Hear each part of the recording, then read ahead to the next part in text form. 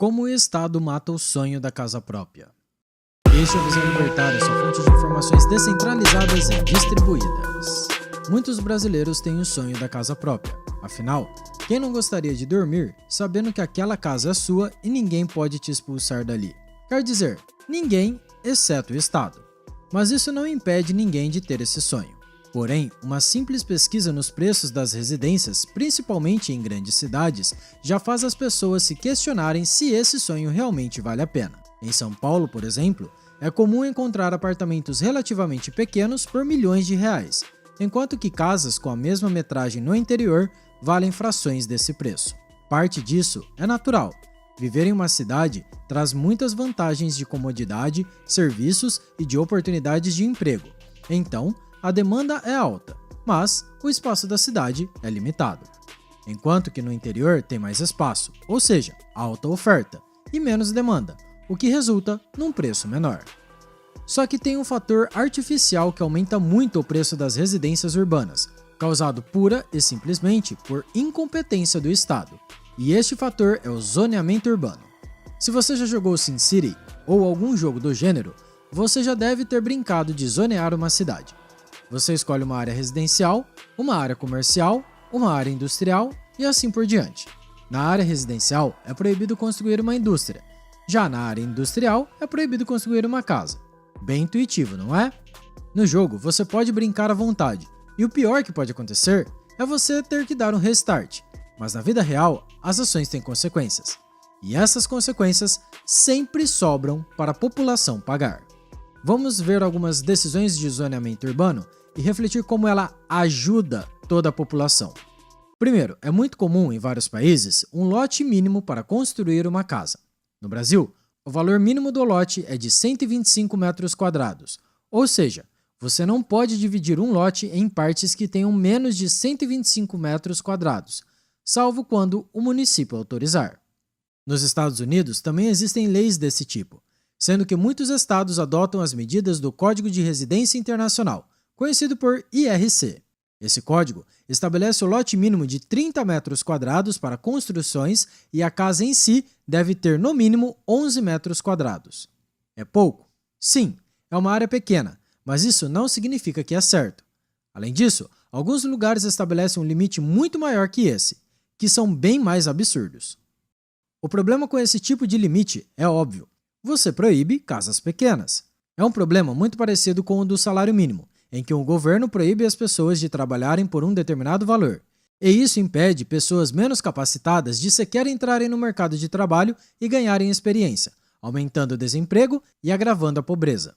Uma casa de 10 metros quadrados, por exemplo, é pequena, mas é plenamente habitável, e para alguns poderia ser a única opção de casa para habitar. Lembre-se, o preço de uma casa está sempre relacionado ao seu tamanho e à relação entre a oferta e demanda por residências. Mas, obviamente, quanto menor, mais barata. O que o governo faz é basicamente impedir por lei o mercado de casas que seriam super acessíveis aos mais pobres.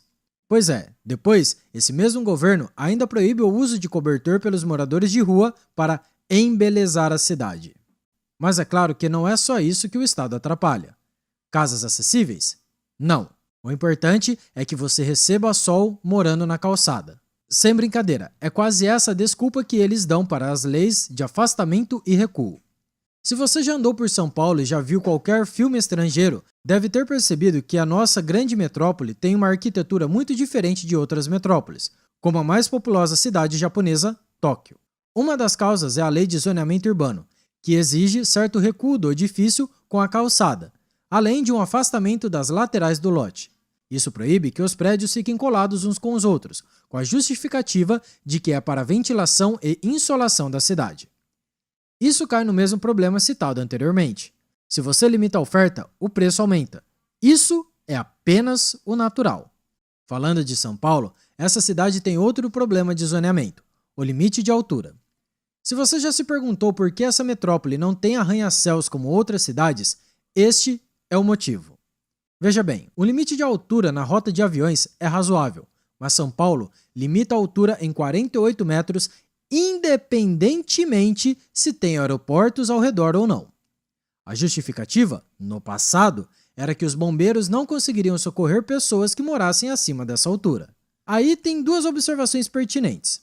Primeiro, não cabe ao Estado julgar quanto risco a pessoa está disposta a se submeter. E segundo, como se o alcance dos serviços estatais importasse para alguma coisa. Um exemplo disso é um fazendeiro. Se bandidos decidirem assaltar ele, você acha que a polícia vai chegar a tempo de evitar o crime?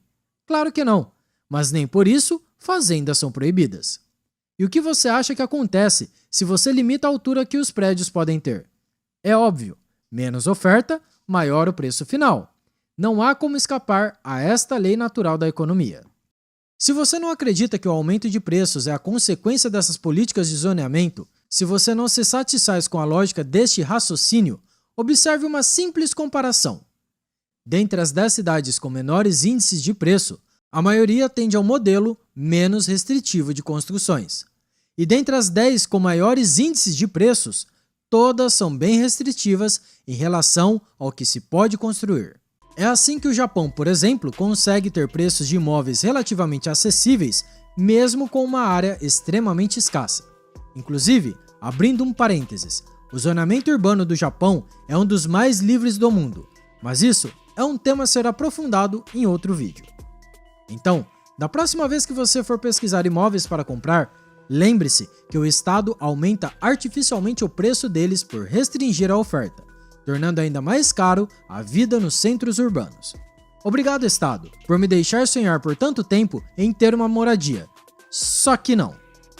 Obrigado pela sua audiência. Esse artigo foi sugerido e escrito por Space, revisado por O Historiador e narrado por Coreia com K.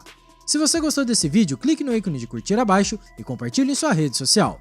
Se deseja ser notificado de outros vídeos, inscreva-se no canal e depois clique no ícone da campainha. Até a próxima!